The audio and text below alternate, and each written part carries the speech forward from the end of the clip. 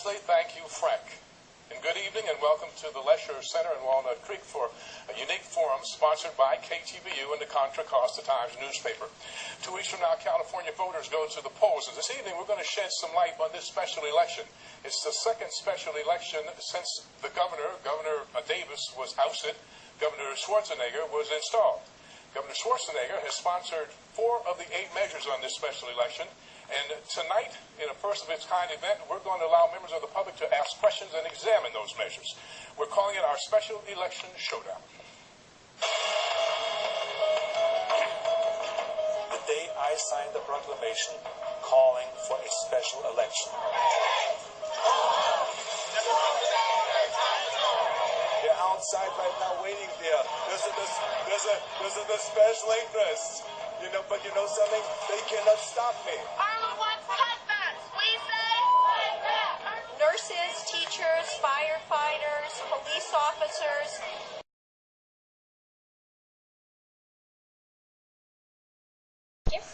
Proposition 74 would expedite the process of removing an ineffective teacher. However, considering our current shortage of qualified teachers, what steps would you take to attract new qualified teachers or to encourage newer teachers to do their difficult jobs better?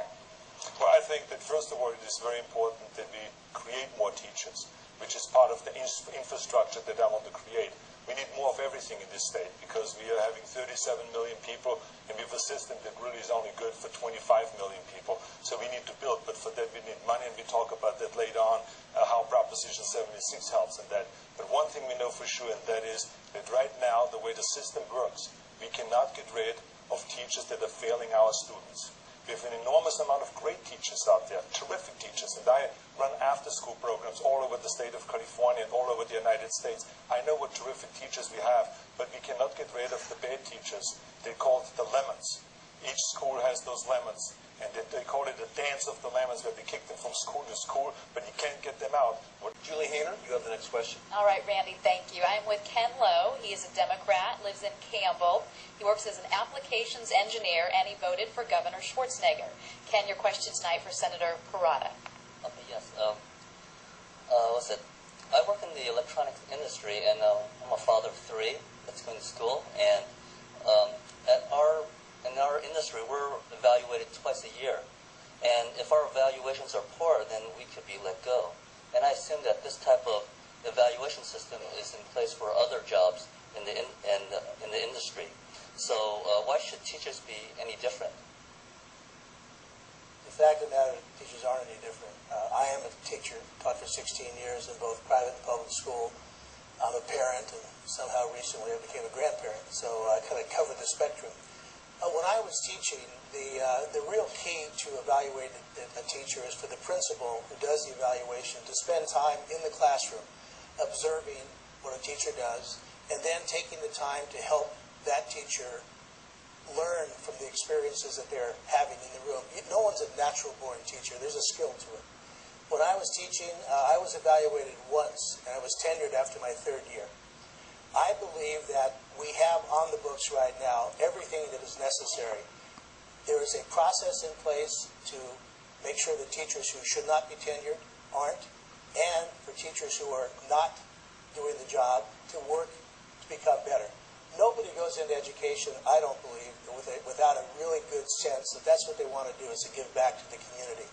I agree with Roseanne. I think this was simply a way to punish and blame teachers for what's wrong with education. But the fact is that we'll put no more money in the classroom, no more textbooks in the classroom.